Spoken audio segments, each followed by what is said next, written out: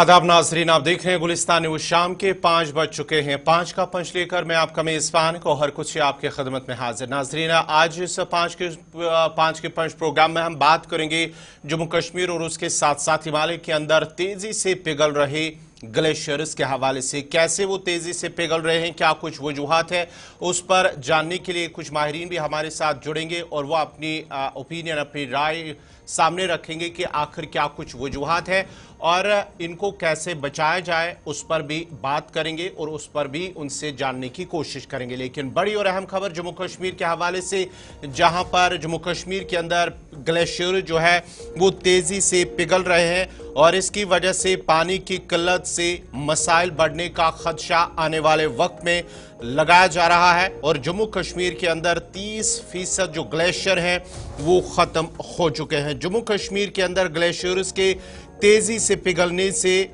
तवील खुश्कसाली के बायस कश्मीर की अहम तरीन आबी गुजरगाह जो कि दरियाई जहलम है, वो रवां साल अपनी तारीख की कम तरीन सतह पर पहुंच चुकी है, जो माहौलियाती तब्दीली के संगीन असरात को वाज़ह करती हैं। दरियाई जहलम की अगर हम बात करेंगे तो पानी की सतह, अगर हम अलग अलग मकामात की बात करेंगे, संगम की बात करेंगे तो संगम पर 0.75 फुट, राम मुंशीबाग श्रीनगर के अंदर 3.73 फुट और असम में 1.08 फुट की सतह पर बह रहा है। इससे आपको अंदाजा होगा कि पानी की सतह दरियाई जहलम के अंदर कितनी कम हो चुकी है। और उसके साथ साथ ही अगर हम महकमे आपाशी और फ्लड कंट्रोल की बात करेंगे तो उनका मानना है कि दरियाई जहलम का जो पानी है सिफर की सतह से भी नीचे बह रहा है और इसका मरकजी जरिया जो ग्लेशियर है, लेकिन तवील खुश्कसाली की वजह से ये सुकड़ रहे हैं।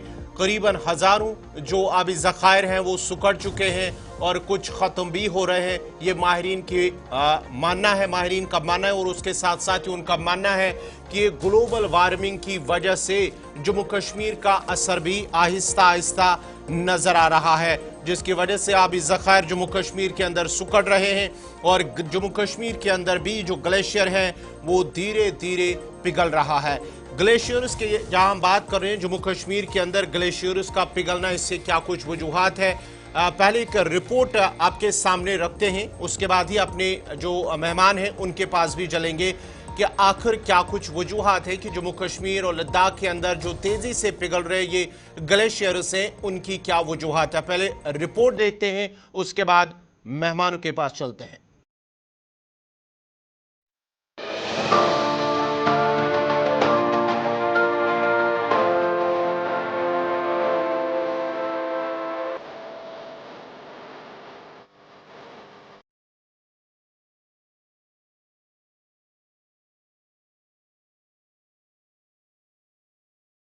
ग्लोबल वार्मिंग के तबाहकुन असरात जम्मू कश्मीर में सामने आने लगे हैं और अब इस ज़खायर बदस्तूर सुकड़ रहे हैं। ताज़ा इंकशाफ ये हुआ कि जम्मू कश्मीर में ग्लेशियर धीरे धीरे पिघल रहे हैं और अभी तक कोलाहाई ग्लेशियर जो सबसे बड़ा ग्लेशियर है तेजी से पिघल रहा है, जबकि अब इस ज़खायर तबाह के दहाने पर पहुंच गए हैं। रिपोर्ट के मुताबिक जम्मू कश्मीर में 1051 आबी ज़खायर खुश्क हो चुके हैं, जबकि 2121 का नामो निशान तक मिट चुका है। एक नई तहकीक से पता चलता है कि कम ऊंचाई वाले ग्लेशियर्स मौसमियाती तब्दीलियों के लिए ज्यादा हसास है और पिछले कई दहाइयों से पानी की काफी मिकदार खो चुके हैं, क्योंकि ये ग्लेशियर खौफनाक रफ्तार से पिघल रहे हैं। कोलाहाई ग्लेशियर कश्मीर हिमालय का सबसे बड़ा ग्लेशियर है, जो 1962 के बाद से अपना 30% रकबा खो चुका है और छोटे हिस्सों में बंट गया है। माहिरीन का कहना है कि ग्लेशियर हजारों साल से बर्फ के जमा होने की वजह से बनते हैं और इन ग्लेशियरों के पिघलने से कई मकामात पर झीलें बन रही हैं, जिनमें से कुछ में गर्मी के मौसम में पानी की सतह खतरनाक हद तक बुलंद हो जाती है, जिससे उनके बांध टूट जाते हैं और नशीबी इलाकों में अचानक सैलाब आ जाते हैं।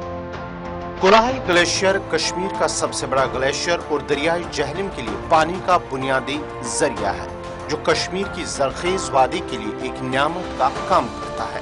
कुराही का पिघलना पानी, फसलों, खुश्क मेवाजात, जाफरान और सेब की काश्त के साथ वादी कश्मीर को इंतहाई जरखेज बनाता है।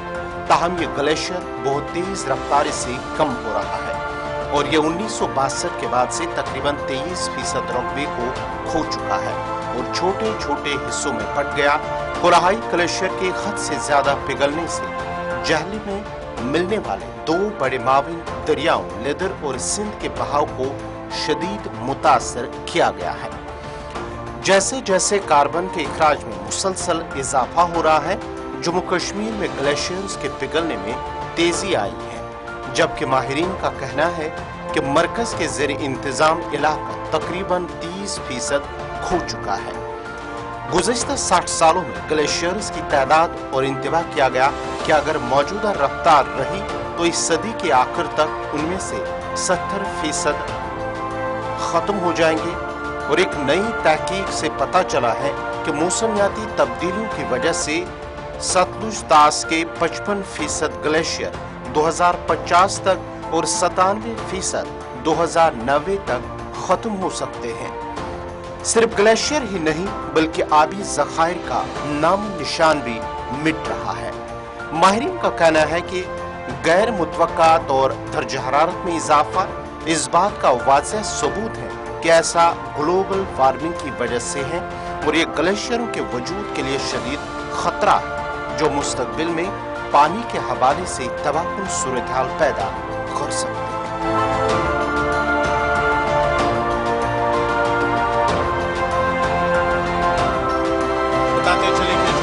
के अंदर ग्लेशियर के हवाले से हमने बात की है कि ग्लेशियर तेजी के साथ फैल रहे हैं, पिघल रहे हैं, तकरीबन 30% खत्म हो चुके हैं। जम्मू कश्मीर के अंदर जो भी ग्लेशियर जम्मू कश्मीर और लद्दाख की जहां हम बात करेंगे, उसके साथ साथ हिमालय के भी जो भी ग्लेशियर हैं वो तेजी के साथ पिघल रहे हैं।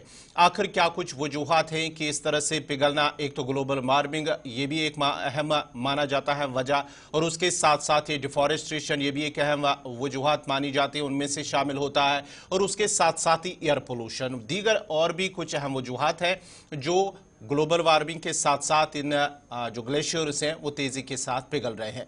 इस मौजू पर बात करने के लिए हमारे साथ इस वक्त जुड़ चुके हैं doctor Sanjeev Yadav, associate professor, माहिरीन है माहौलियात के, उनसे जानने की कोशिश करेंगे। बहुत बहुत शुक्रिया डॉक्टर संजीव यादव आपका हमारे साथ जुड़ने के लिए, और उसके साथ साथ ही डॉक्टर रऊफ रफीक, माहिर माहौलियात हैं। बहुत बहुत शुक्रिया डॉक्टर रऊफ साहब, आपका भी बहुत बहुत शुक्रिया जुड़ने के लिए।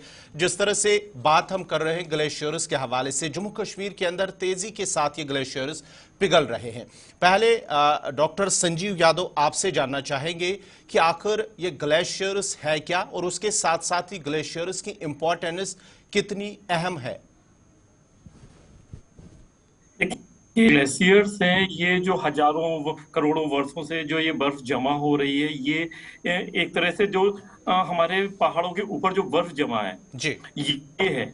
और ये धीरे धीरे जैसे वेस्टर्न डिस्टर्बेंसेस के कारण क्या होता है, जो टेम्परेचर डिफरेंस होता है उससे बारिश होती है, तो वो चीज आजकल बहुत कम हो गई, इसलिए पिघल रहे हैं। कि पहले क्या होता था, बहुत ज्यादा वेस्टर्न डिस्टर्बेंसेस आते थे।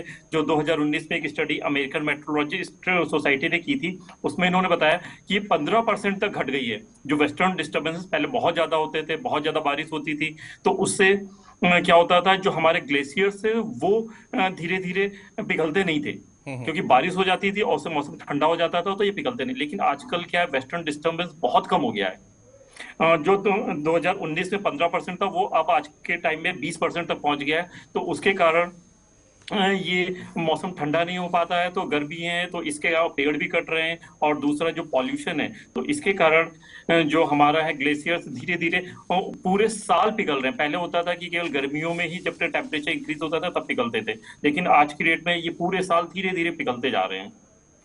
ये इसका बहुत बड़ा रीजन है कि ये आपका पेड़ कटना और पॉल्यूशन, और जो भी इतने जो यहाँ पे कंस्ट्रक्शंस जो हो रहे हैं, जहाँ पे ग्लेशियर्स के आसपास जो व्हीकल्स आजकल जा रहे हैं, तो ये बहुत बड़ा रीजन है इसके लिए। डॉक्टर रऊफ साहब, आपसे जानना चाहेंगे, अगर हम जम्मू कश्मीर की बात करेंगे तो जम्मू कश्मीर के अंदर तेजी से तो ये पिघल रहे हैं। जिस तरह से डाटा हमारे पास है या सर्वे किया जा रहा है कि तकरीबन 30% जो ग्लेशियर्स हैं जम्मू कश्मीर के अंदर वो ख़त्म हो चुके हैं और उसके साथ साथ ही जो बाकी बचे ग्लेशियर्स हैं वो भी तेज़ी के साथ पिघल रहे हैं और उसका असर जम्मू कश्मीर के अंदर दरियाए जहलम से उससे अंदाज़ा लगाया जा सकता है, क्योंकि जो महकमे फ्लड कंट्रोल के जो माहिरीन हैं, जो उनके जिम्मेदारान हैं, उनकी वजह से भी ये भी कहा जा रहा है कि पानी की सतह बहुत ज़्यादा कम हो चुकी है। न सिर्फ जहलम बल्कि बहुत सारे ऐसे आबी ज़खायर हैं जहां पर पानी सतह बहुत ज़्यादा कम हो चुकी है।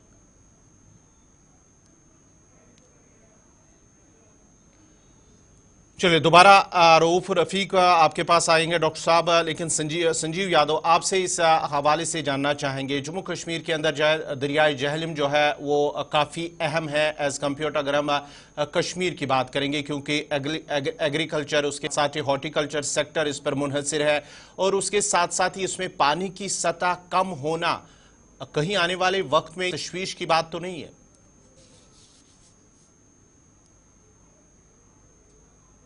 जी बिल्कुल आप सही बोल रहे हैं कि जैसे क्या है, ग्लेशियर्स पहले होता था गर्मियों में ही पिघलते थे।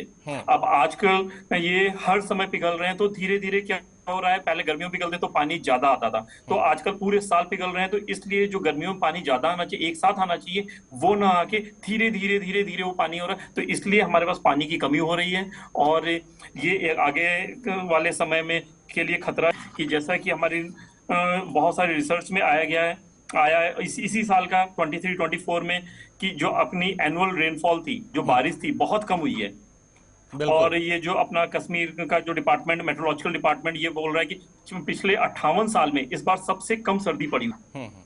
जो अपना चिल्ला कला होता था तो वो 40 दिन का होता था, वो 29 जनवरी को जो इस बार खत्म हो रहा है, उसमें भी इस बार सबसे कम ठंड पड़ी, जो पिछले 58 साल में ऐसा कभी नहीं हुआ है। और सबसे जो ड्राइएस्ट है वो आखिरी बार 2015 में हुआ था, आज के पहले। तो ये सब रीजन है कि पानी कम आ रहा है और उससे अगले साल, मतलब हर साल ही 7% कमी हो रही है जो रेनफॉल की कमी। अब रेनफॉल की कमी क्यों हो रही है? फिर से जो जैसे मैंने बताया था, जो अपना वेस्टर्न डिस्टर्बेंसेस के कारण रेनफॉल होती थी, वो रेनफॉल कम हो रही है, तो इससे बारिश कम हो रही है, तो पानी फिर हमारी नदियों में आ पा रहा है। संजीव यादव दोबारा आपके पास आएंगे। डॉक्टर रऊफ रफ़ीक हमारे साथ हैं। रऊफ साहब बहुत बहुत शुक्रिया। आपसे जानना चाहेंगे, जिस तरह से जम्मू कश्मीर के अंदर ग्लेशियर्स पिघल रहे हैं, जो एक अहम है जरिया है पानी का, जो खासकर वादी कश्मीर के अंदर पानी उसमें बहुत ज़्यादा हद तक कम होना, उसके साथ साथ ही कई ऐसे आबी ज़खायर हैं जो कि सुकड़ चुके हैं और उसके साथ साथ ही कई ऐसे आबी ज़खायर भी हैं जहां पर तरह से वो खुश्क भी हो चुके हैं। जी गवर साहब, सबसे पहले शुक्रिया गुलिस्तान न्यूज नेटवर्क का। एक अहम और इम्पोर्टेंट मुद्दा आपने उठाया आज, मेल्टिंग ग्लेशियर्स। एक सीरियस इकोलॉजिकल कंसर्न है ये हमारी स्टेट के लिए, क्योंकि कश्मीर एक जन्नतनुमा, जम्मू कश्मीर एक जन्नतनुमा जगह थी, लेकिन हम देख रहे हैं कि इकोलॉजिकल क्राइसिस हमारी कश्मीर, जम्मू एंड कश्मीर में भी हमारी पूरी स्टेट में हो रही है। जो आज का मुद्दा आपने उठाया कि मेल्टिंग ऑफ ग्लेशियर्स जितने तेजी से हो रहे हैं, 60 ईयर्स हमने 30% ग्लेशियर्स अपने खो दिए। हमारी स्टेट का सबसे बड़ा ग्लेशियर जो थजवस ग्लेशियर है सोनमर्ग में, जो कलह ग्लेशियर है पहलगाम में, वो बहुत तेजी से वो मेल्ट होते जा रहे हैं। लेकिन इसके पीछे बहुत सारे कारण हैं, जैसे कि हमारे एक्सपर्ट ने यहाँ पे बताया कि वेस्टर्न डिस्टर्बेंस की वजह से भी यहाँ पे रेनफॉल होता था। लेकिन मैं कुछ ऐड ऑन करना चाहता हूँ कि दरअसल क्या वजूहत है ऐसे कि जिसकी वजह से हमारे गिल्स बहुत ज्यादा मेल्ट हो रहे हैं। अगर आपको पता है कि इंटरनेशनल लेवल पे एक कमेटी होती है, that is IPCC, inter governmental panel on climatic change convention. 2007 में एक रिपोर्ट आई थी, डिस्टर्बिंग रिपोर्ट आई थी यहाँ हमारे स्टेट में, कि जो TD के जो चेयरमैन थे या IPCC के चेयरमैन थे RK पचूरी, और उनके साथ स्टेट गवर्नमेंट के भी कुछ साइंटिस्ट थे, तो उन्होंने ये बताया कि अगर ऐसी ट्रेंड चलती गई, पोल्यूशन का ऐसा ही रहा, तो देयर विल बी नो कलह ग्लेशियर इन 2050। लेकिन फिर बाद में उस पर काफी ज्यादा कंट्रोवर्सीज भी हो गई, क्या ये रिपोर्ट सही है, लेकिन कुछ हद तक वो रिपोर्ट सही थी। जो हमारे एक्टिविटीज, ह्यूमन बेस्ड एक्टिविटीज, जिनको हम एनवायरमेंट में बोलते हैं कि एंथ्रोपोजेनिक एक्टिविटीज, एंथ्रोपोजेनिक एक्टिविटीज हमारे यहाँ इतनी ज्यादा हो रही है कि जिसकी वजह से हमारे ग्लेशियर्स बहुत ज्यादा मेल्ट हो रहे हैं। कुछ वजूहात है इसकी। मेन पॉइंट इसमें बताऊंगा। सबसे पहले राइजिंग टेम्परेचर। रिसेंटली हमने देखा, 10 दिन पहले ही हमने देखा कि जम्मू एंड कश्मीर में हमने इस साल देखे कि समर्स में हमने आफ्टर 132 ईयर्स, 132 साल के बाद हमने इतना टेम्परेचर देखा।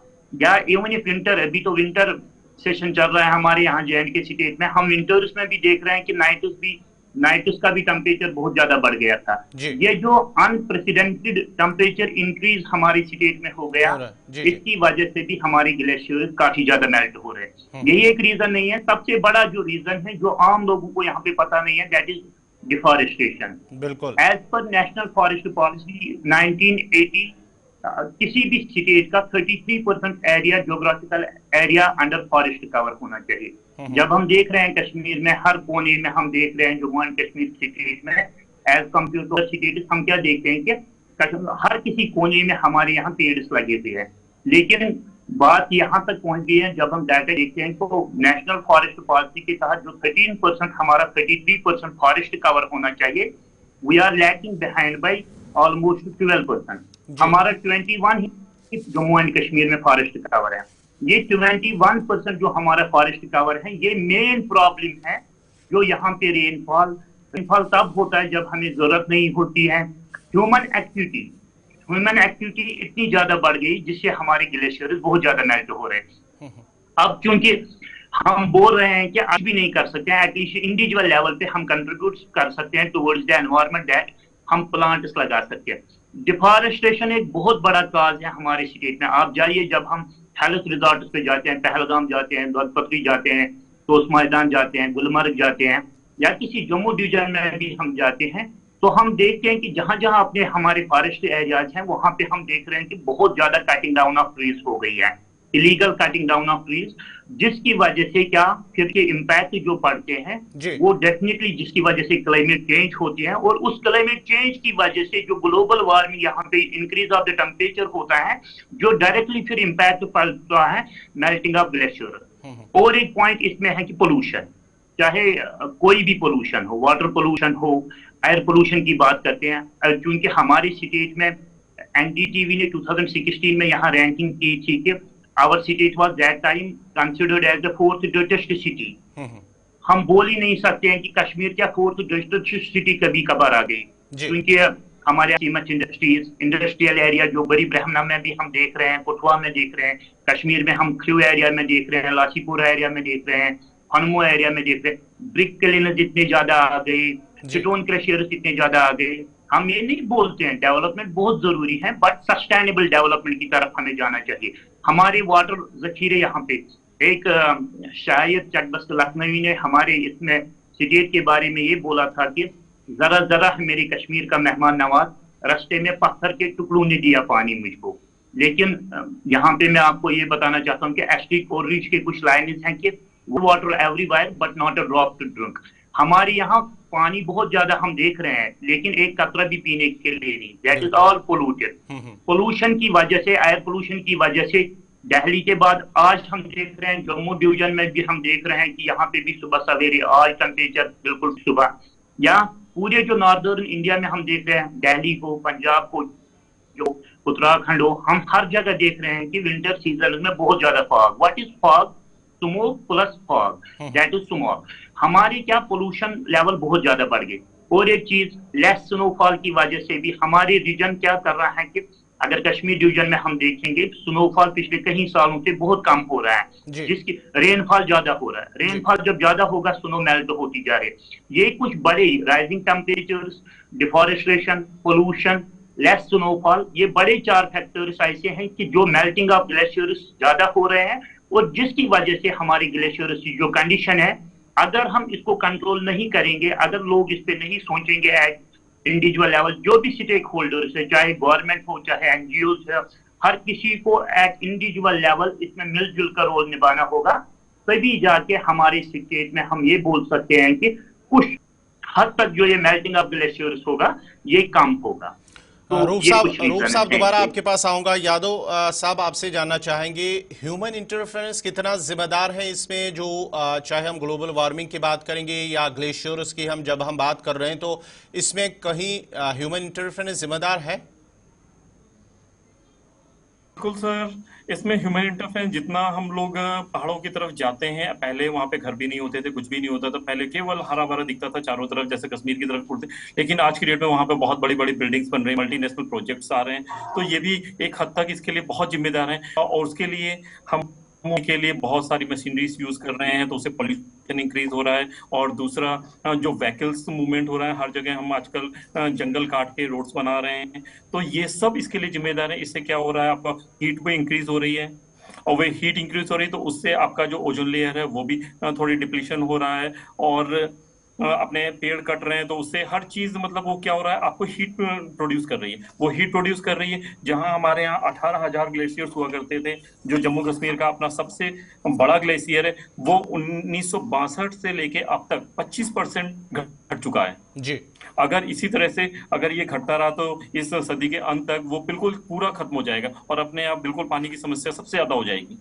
तो इसलिए ह्यूमन तो बहुत बड़ा एक जिम्मेदार है इसके लिए ये सब, क्योंकि जो भी हम डेवलपमेंट कर रहे हैं, लेकिन उसके लिए हम कुछ ना कुछ पे ऑफ कर रहे हैं। अब यहाँ पे हम हीट प्रोड्यूस कर रहे हैं, तो उससे अपने पानी की कमी तो होगी, और वो आगे वाली सदी के लिए बहुत ही नुकसानदायक है। और क्या अपना जो ये है पूरा यादव साहब डिस्टर्बेंस। क्या ये माना जाए जितने हम डेवलप हो रहे हैं, तरक्की की तरफ जा रहे हैं, उतना हम नुकसान अपने एनवायरनमेंट को, अपने माहौल को बना रहे हैं और कर रहे हैं? बिल्कुल सर, अगर हम ये करेंगे तो इसके लिए हम पेड़ लगाएं, या जो भी है अपना एनवायरनमेंट के साथ ना खेलें, डेवलप हों लेकिन एनवायरनमेंट को बचाते हुए हम डेवलप हों, तो ही ज्यादा बेहतर रहेगा। रूप साहब, अगर हम वादी कश्मीर की, क्योंकि वादी कश्मीर का आपका साउथ कश्मीर से ताल्लुक है, साउथ कश्मीर के अंदर बहुत सारे ऐसे आबी ज़खायर हैं जिनका चर्चा सालों तक चलता रहा है, यानी कि इतने आबी ज़खायर हैं, कुछ ऐसे भी थे जो कहीं ना कहीं आहिस्ता आहिस्ता ख़त्म भी हो गए हैं, और उसके साथ साथ ही कुछ ऐसे आबी ज़खायर हैं जिनमें पानी की सतह बहुत ज़्यादा कम हुई है, क्योंकि महकमा फ्लड कंट्रोल और इरिगेशन डिपार्टमेंट की जो सीनियर अहदेदारान हैं उनका मानना है कि जहल में इतना पानी कम हुआ है कि उनकी जो स्कीमें हैं, वाटर सप्लाई स्कीमें हैं, वो कहीं ना कहीं मुतासिर हो रही है। जसबर साहब, जैसे आपने बोला कि साउथ कश्मीर में हमारा जो बैलेंस पड़ता है, खासतौर से अगर हम त्राल डिवीजन की बात करेंगे, शिकारगा त्राल जो डिवीजन है हमारा, क्योंकि जो आपने बोला कि इरिगेशन डिपार्टमेंट ने कुछ आंकड़े आपके सामने रखे हैं, क्योंकि जो हमारी कश्मीर में जो हमारा स्टेपल फूड है, rice is our staple food, और लोग ज्यादातर वहां पे क्या राइस फील्ड ही लगाते, लेकिन हम पिछले 4 साल से ये देख रहे हैं कि वाटर की शॉर्टेज की वजह से या तो बैरन लैंड है, या लोगों ने थोड़ा शिफ्ट किया है, अब मेज कल्टीवेट वो कर रहे हैं। वाटर की जगह जब वाटर ही अवेलेबल नहीं है इरिगेशन में, अब वो मेज की तरफ जा रहे हैं, वो मक्की लगा रहे हैं या कुछ ऐसे रख रहे हैं। क्या ये वाकई वही कश्मीर है जिस कश्मीर की हम बात कर रहे थे कि ये जन्नत बेनजीर है? हम कहाँ की ओर जा रहे हैं? हमें इस पे सोचना चाहिए, क्योंकि वाटर शॉर्टेज डेफिनेटली है। अगर बात की जाए ग्राउंड वाटर भी बहुत कम हो चुके हैं, हो गए हैं ग्राउंड वाटर की लेवल। और इससे जैसे मैं आपको यहाँ पे बताना चाहता हूँ, जैसे यादव साहब ने आपको बोला कि आपने इनसे पूछा था कि ह्यूमन एक्टिविटी की क्या इंटरफेरेंस रहती है, ये खाली इतना ही नहीं होता है, जो हमारी वाइल्ड लाइफ है। मैं आपका ध्यान यहाँ पे लेना चाहता हूँ कि हमारी जो वहां पे दाचीगाम नेशनल पार्क है, दाचीगाम नेशनल पार्क के जो अपर रीजन्स थे, अपर रीजन्स में हमारी बायोडाइवर्सिटी, हमारे वाइल्ड एनिमल्स रहा करते थे। लेकिन अनफॉर्चुनेटली अगर दाचीगाम नेशनल पार्क के पिछले वाले साइड, शिकारगा साइड, त्राल या थ्रू साइड आप देखोगे जो सीमेंट इंडस्ट्रीज की वहां पोल्यूशन बढ़ गई है, तो दाचीगाम का जो हम अपर रीजन्स में देखते हैं तो वहां बर्फ काफी ज्यादा तेजी से पिघल गई, और जो वहां के बीच है पाइनस लैटियाना स्पीशीज जो वहां प्लांट है, डस्ट की वजह से वो भी खत्म हो गए।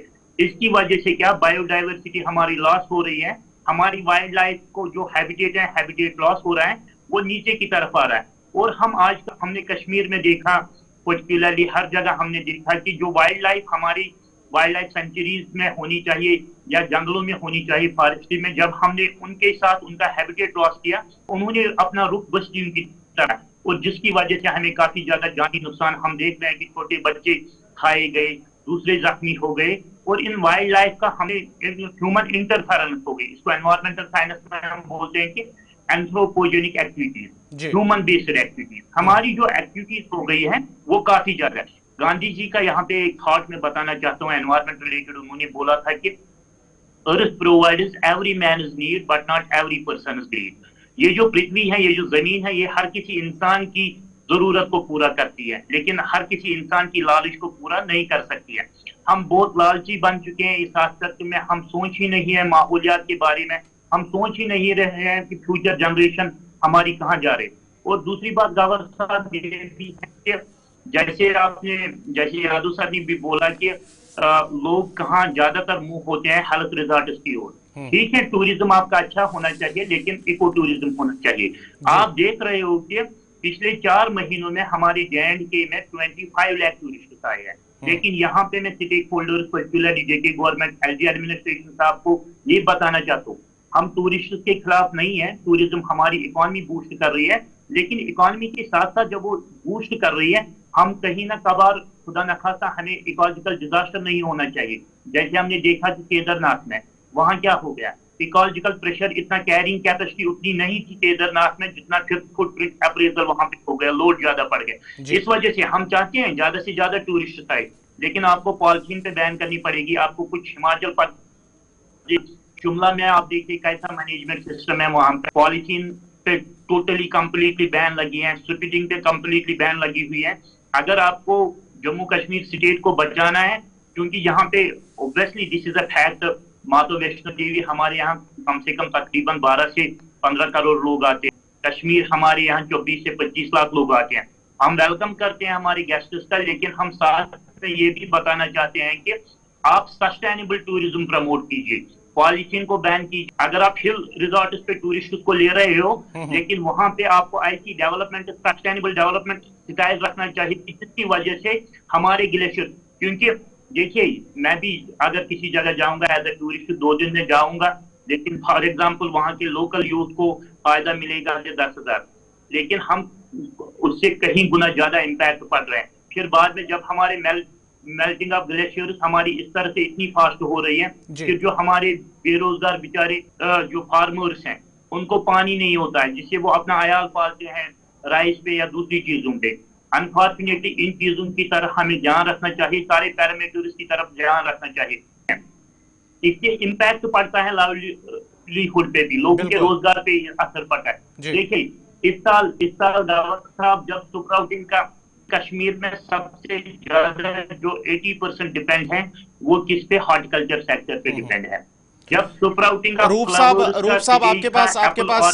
आपके पास दोबारा आऊंगा। यादव सर से एक चीज जानना चाहूंगा। यादव जी, एक सर्वे हुआ है जिसमें ये कहा गया है कि जो नेक्स्ट अब जो सेंचुरी खत्म होने तक तकरीबन से 7 डिग्री टेम्परेचर जो है वो राइज होगा, जिसके साथ ही मजीद जितने भी ग्लेशियर हैं वो आहिस्ता आहिस्ता तेजी से फिर पिघल रहे हैं या पिघलेंगे फिर जो नेक्स्ट सेंचुरी होगी आने वाली। बिल्कुल आपने सही बोला। ऐसा स्टडी हुई है जो मेट्रोलॉजिकल डिपार्टमेंट ने जो बोला है कि अगले सेंचुरी तक मतलब 4 से 7 डिग्री बढ़ जाएगा। और इसकी वजह यही है कि जो हमारे ग्लेशियर पिघल रहे हैं, जैसा कि मैंने अभी बताया था, कालोई ग्लेशियर जो है अपना, वो हर साल 35 मीटर पिघल रहा है। अब ये आप अंदाजा लगा सकते हैं, हर साल 35 मीटर पिघलेगा तो आगे के 10-20 सालों में उसका क्या हाल होगा। और इसके लिए हम लोग जो है यहाँ पे अपने इसरो सेंटर में एक रेडियो सोंडे नाम का प्रोजेक्ट जो इसरो का है वो हम यूज कर रहे हैं। तो रेडियो क्या कर रहा है, उसमें एक बलून के साथ हम एक डिवाइस जो है जिसको रेडियो सोंडे बोलते हैं, वो हम हवा में छोड़ते हैं जी। वो हर 15 दिन में छोड़ते हैं। वो मेट्रोलॉजिकल डेटा कलेक्ट करता है कि कैसे कैसे हाइट में जैसे ऊपर जाता है ऐसे एटमॉस्फेयर चेंज हो रहा है, उसमें temperature, pressure, humidity, wind speed, ये सब हम कलेक्ट करते हैं। और ये लाइव डेटा पूरा हम कलेक्ट करते हैं और ये ऊपर जाके ये लगभग 40 किलोमीटर ऊपर तक जाता है। तो हर 15 की हमारा टेम्परेचर हर 15 दिन में कैसे कैसे, तो ये डेटा पूरा कलेक्ट करके इसरो आगे प्रेडिक्ट करना चाहता है हमारा टेम्परेचर पहले क्या था, 15 दिन में कैसे चेंज हो रहा है। तो हम आगे का और प्रेडिक्शन कर रहे हैं, जैसे हम और बता सकें कि यहाँ क्या चेंजेस हो रहे हैं, क्या चीज़ हमें नहीं करनी चाहिए कि हमारा एटमॉस्फेयर पूरा सेफ रह सके और साथ में जो भी हमारी जो ग्लेशियर्स हैं वो पिघले नहीं।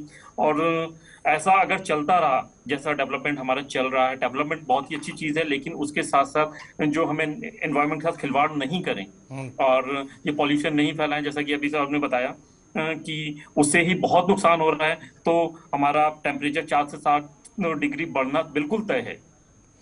यादव जी, अब ये रही वजूहात और उसके रीज़न जो आपने बता दिए हैं कि क्या कुछ वजूहात है। अब ज़रा बात हम करेंगे कि इस पर कैसे कंट्रोल किया जाए। एज एन एक्सपर्ट आपकी क्या राय रहेगी हुकूमत को, सरकार को, ताकि वो स्टेप्स हम उठाए, चाहे सरकारी सतह पर या कि एज एन ह्यूमन बीइंग हमें वो स्टेप्स उठाने हैं ताकि हम इस चीज़ को रोकें। नहीं, जैसे अभी हमारी सरकार ने बहुत अच्छा काम किया है, जैसे डीजल वाहनों पे प्रतिबंध लगाया है, तो इसी तरह से जैसे गो ग्रीन टाइप से जो, या बैटरी व्हीकल्स जो जीरो पॉल्यूशन, जो जीरो एमिशन है, तो उसकी तरफ जाएं। जैसे अभी आपने बोला कि जो पॉल्यूशन बैन करना चाहिए, जो पेड़ कट रहे हैं, अगर पेड़ कट भी रहे हैं डेवलपमेंट के लिए, तो उसकी जगह 1 की जगह 10 पेड़, इस टाइप से जो नए नए, क्योंकि पेड़ तो बड़े कटेंगे, हम लगाएंगे नए, तो इस तरह से पेड़ों को काट, जैसे कि और भी कंट्रीज में होता है कि पेड़ों को एक जगह से उठा के दें, या फिर बहुत ज्यादा पेड़ लगाने की जरूरत है। जैसे बहुत ज्यादा सारी जगह अभी हम निकलते भी हैं तो बहुत सारी जगह कटाई चल रही है और बहुत सारी जगह खाली भी पड़ी है, तो उन खाली जगह क्या हमारा एनवायरनमेंट ग्रीन होगा, जो वेस्टर्न डिस्टर्बेंस के रेनफॉल जो कमी आ रही है रेनफॉल की, तो वो रेनफॉल की बढ़ोतरी होगी, उससे टेम्परेचर कम होगा, टेम्परेचर कम होगा तो हमारे ग्लेशियर्स कम पिघलेंगे, और साथ में जो हमें पानी की कमी हो, अगले इस सदी के अंत तक जो दिख रहा है कि बहुत से ग्लेशियर्स पिघल जाएंगे तो पानी की कमी होगी, तो वो पानी की कमी नहीं होगी। तो इसी टाइप से ह्यूमंस को भी सोचना चाहिए, हम आम आदमी को भी सोचना चाहिए। सरकार तो कर ही रही है, तो सरकार को और भी थोड़ा सा ह्यूमंस के प्रतिबंध लगाने चाहिए, और साथ में जो आम आदमी उसको भी सोचना चाहिए कि हम ये करेंगे, जो हमारा इतना खूबसूरत शहर है वो कहीं आपात से बर्बाद ना हो जाए। तो इसलिए हमें खुद सोचना पड़ेगा, सरकार के जो भी वहां के निवासी हैं, जो बाहर से टूरिस्ट आ रहे हैं, उनको भी सोचना पड़ेगा कि हमें अगर इसको जन्नत बनाना है तो ये सब चीजें करनी पड़ेगी। रूफ साहब, आपसे भी जानना चाहेंगे क्या स्टेप्स हमें उठाने हैं ताकि हम अपने माहौल को साफ पाक रखें, और उसके साथ साथ ही जो ये ग्लेशियर्स का पिघलना, पानी तेज़ी से कम होना, जो आबी ज़खायर है वहाँ पर पानी, क्योंकि अगर हम वादी कश्मीर की बात करेंगे, एग्रीकल्चर लैंड या कि फिर हॉर्टिकल्चर लैंड वो भी तबाह होगा आने वाले वक्त में अगर इसी तरह के हालात बने रहे। डेफिनेटली गवर साहब, बहुत अच्छा आपने पूछा। सबसे पहले जो हमारी डिफॉरेस्टेशन रेट है वो कम होनी चाहिए, और ज्यादा से पेड़ जो एक आम नागरिक भी है, एक इंडिविजुअल लेवल पे हर कोई, हमें जितने से जितने प्लांटेशन हमें करनी चाहिए, ताकि प्लांटेशन जो कवर हमारा है, फॉरेस्ट कवर जो हमारा कम है, वो थोड़ा बहुत उस सतह पे आ जाए। अगर 33% नहीं आ जाए, लेकिन अगर 25-27% तक ही आ जाए, उससे काफी ज्यादा चेंज हो जाएगी। तो प्लांटेशन, सबसे ज्यादा प्लांटेशन हम अपने गवर्नमेंट से ही स्टार्ट कर सकते हैं, किसी बैरन लैंड पे कर सकते हैं। सोशल फॉरेस्ट्री डिपार्टमेंट को बहुत एक्टिव रहना पड़ेगा, फॉरेस्ट्री डिपार्टमेंट को, उन्हें ज्यादा से ज्यादा पेड़, और फॉरेस्ट डिपार्टमेंट को ये भी थोड़ा, ये जो फॉरेस्ट प्रोटेक्शन फोर्स है उनको काफी अलर्ट रहना पड़ेगा ताकि डिफॉरेस्टेशन ना हो जाए फर्दर। ये एक ही चीज है। दूसरी चीज ये है कि pollution control board, state pollution control board जो नरवाल में है और जो राजबाग श्रीनगर में है, वो भी काफी ज्यादा एक्टिव होना चाहिए। एनओसीज उन पर्सन को मिलनी चाहिए, उन कंपनीज को मिलनी चाहिए जो एनवायरमेंटल फ्रेंडली कंपनीज। और दूसरी बात, कंटिन्यू मॉनिटरिंग करनी चाहिए इंडस्ट्रियल एरियाज की, कहीं वायलेट नहीं हो रहे हैं नॉर्मल पोल्यूशन के नॉर्म्स, के वायलेट नहीं हो रहे हैं, ये चीजें भी करनी चाहिए। साथ में ही एनवायरमेंटल प्रोटेक्ट 1986 के अंदर जितने भी गाइडलाइंस हैं, वो सब इंडस्ट्रीज, वो सब पर्सन को, वो बिल्कुल उन पे ये होना चाहिए। एयर पोल्यूशन कंट्रोल एंड जो 1981 गाइडलाइंस हैं उनको लागू करना चाहिए। वाटर पोल्यूशन एक्ट 1974 उस पर एक्ट करना चाहिए। वाइल्ड लाइफ प्रोटेक्शन एक्ट 1972 उसके जो गाइडलाइंस हैं उन पे ये करना चाहिए। और रिलेटेड, क्योंकि हमारी इधर वाटर बॉडीज ज्यादा हैं, सभी पोल्यूट हुई है, वाटर करना है, क्लीननेस ड्राइव्स हमें करने हैं, अवेयरनेस करनी है स्कूल लेवल पे, primary, secondary, higher education level पे। और इसके बाद जो हमारी बायोडाइवर्सिटी जिसको बहुत ज्यादा थ्रेट हो रही है, हमारे गिने चुने यहाँ पे जो कुछ एनिमल्स हैं, फॉर एग्जांपल हांगुल और दूसरे स्टेट जो एनिमल्स हैं हमारे यहाँ पे, बायोडाइवर्सिटी के लिए भी हमें इकदाम उठाने चाहिए। इसके रिलेटेड जो कंसर्न डिपार्टमेंट है उनका भी इम्पैक्ट, जो लाइवलीहुड पे पड़ रहा है, लोगों के लाइवलीहुड पे जो इम्पैक्ट पड़ रहा है, हमें यहाँ पे उसका भी ध्यान रखना चाहिए। मैं आपको ये भी बताना चाहता हूँ गावर साहब, ये कश्मीर जम्मू की बात नहीं है, जम्मू डिवीजन के पीर पंजाब रीजन में उसकी हमने बात नहीं की। हर more than 1 metre per year यहाँ पे जो ग्लेशियर्स हैं वो मेल्ट होते जा रहे हैं, चाहे ये हमारा राजौरी हो डिवीजन हो, पूंछ है, या वो भद्रवाह और कश्तवाड़ हो। डाटा हमें स्टैटिस्टिकल डाटा रिसर्च ये बताती है कि हर साल 1 मीटर बर्फ यहाँ से गायब होती जा रही है पोल्यूशन की वजह से। और हमें फ्रैगाइल एनवायरनमेंट को कंजर्व करने के लिए हमें मॉनिटर करना चाहिए ग्लेशियर लेक, हमें ग्लेशियर लेक कंटिन्यू मॉनिटरिंग करनी चाहिए। हमारे हाइड्रो पावर जो प्रोजेक्ट्स हैं यहाँ पे वो हमें इस तरह से डिजाइन करने चाहिए ताकि हमारा जो वाटर हो वो ज्यादा पोल्यूट ना हो जाए। ये कुछ चीजें हैं इंडिविजुअल लेवल पे भी हम एज अ, जैसे कि यादव सर ने भी बताया है, इसके बरक्स ये खाली एनवायरमेंटल स्टेक होल्डर्स का काम नहीं है, क्योंकि एनवायरमेंट हम सब के लिए, चाहे हम डॉक्टर हो, प्रोफेसर हो, इंजीनियर हो, लेबर हो, माहौल हम सब का एक ही, हम we are the citizen of one common future. तो यहाँ पे मैं आपको ये बताना, एनवायरमेंट में एक कोट है कि think globally act locally. Act locally means act at the individual level. बिल्कुल, इन पे हमें कंट्रीब्यूट करना चाहिए, तभी जाकर कुछ हो जाएगा। एक और मैं आपको थॉट देना चाहता हूं कि we can say that we can never stop any type of the pollution. चाहे हम कितने भी मेजर्स लो, हम किसी भी पोल्यूशन को स्टॉप नहीं कर सकते, but we can minimise the pollution by adopting sustainable lifestyle. Sustainable lifestyle हमें अडॉप्ट करना है। और हमें इस चीज की तरफ हमें सोचना जरूरी है। तब हम बोल रहे हैं कि हम डेवलप होते जा रहे हैं, that is not the development. हमें सस्टेनेबल डेवलपमेंट करनी चाहिए, क्योंकि अब हम देख रहे हैं कि जो जम्मू कश्मीर एक कोल्ड प्लेस मानी जाती थी, एक प्लेजेंट वेदर के तौर पे मानी जाती है, वो जम्मू एंड कश्मीर उस जन्नत में ज्यादा नहीं रही है। पोल्यूशन ने यहाँ पे भी ये किया है।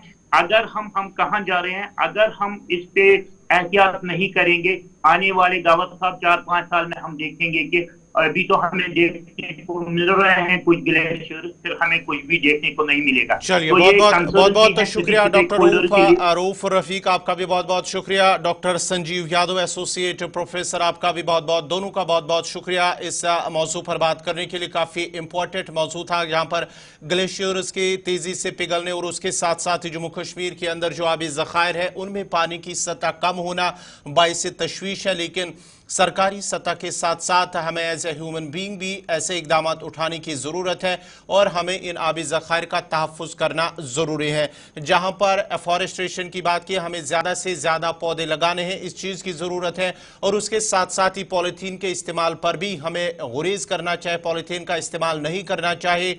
और उसके साथ साथ ही एयर पोल्यूशन की बात कर रहे हैं, वाटर पोल्यूशन की बात करें, उससे भी हमें रोकना है ताकि हमारा माहौल जो है वो साफ शिफाफ रहे। तो नाजरीन, फिलहाल 5 के 5 प्रोग्राम में आज मेरे साथ इतना ही। आप गुलिस्तान न्यूज़ देखते रहिए। गुलिस्तान न्यूज़ पर खबरों, तज्ज़िये और तबसरों का सिलसिला जारी रहेगा। मुझे दीजिए इजाज़त। अल्लाह हाफ़िज़।